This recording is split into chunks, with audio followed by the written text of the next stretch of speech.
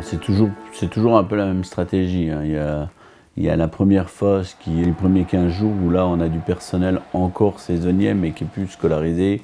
On est à peu près une trentaine de personnes tous les jours pour nettoyer les terrasses, tout ce qui est dans les cuisines, tout laver la vaisselle, tout ranger, tout répertorier, faire les inventaires dans les boutiques, faire les choses comme ça de tout ce qui reste.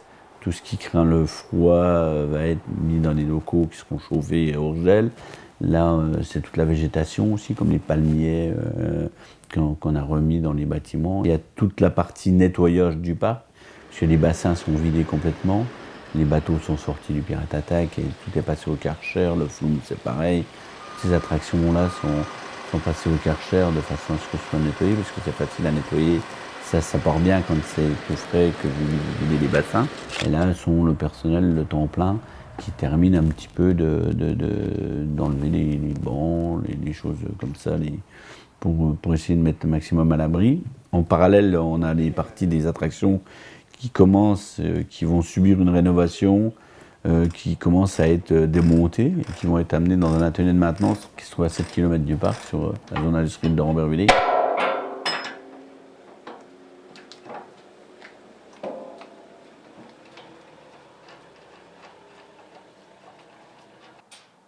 Et on commence à préparer l'attraction 2019 selon les délais, puisque l'année prochaine, l'ouverture, c'est le 6 avril.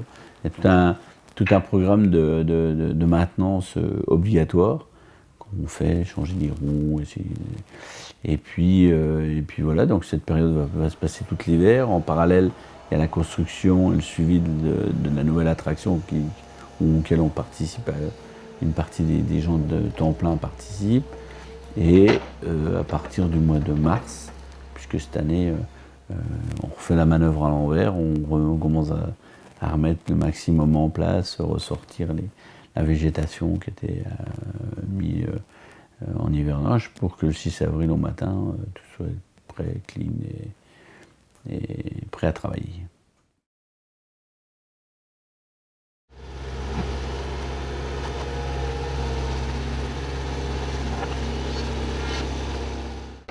Alors pour la nouveauté de 2019, effectivement, qui va être construit par Zierer, qui est un constructeur allemand.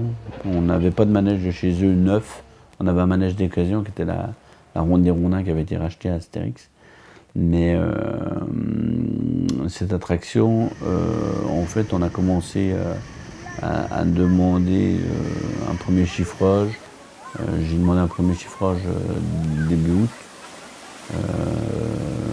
Et puis le temps de savoir un petit peu comment qu'on pourrait faire, est-ce qu'on la thématise, si on la thématise avec une autre thématisation de l'existant, parce que quand vous demandez une thématisation qui colle au thème du parc, automatiquement il faut qu'il refasse des moules, donc tout ça demande du travail supplémentaire, et donc c'est important de s'y prendre de bonne heure.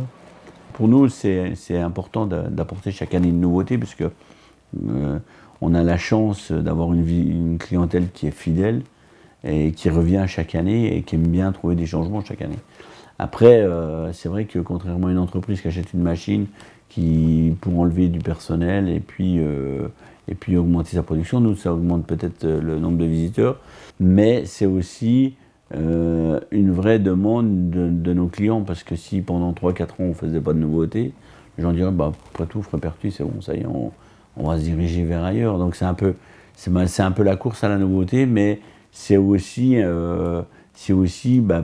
parce qu'il y a du monde, et ça permet aussi de fluidifier dans le parc et d'avoir moins d'attente les jours où il y a vraiment besoin de plus d'attractions pour qu'il y ait moins d'attente aux attractions et que les gens passent toujours une bonne journée.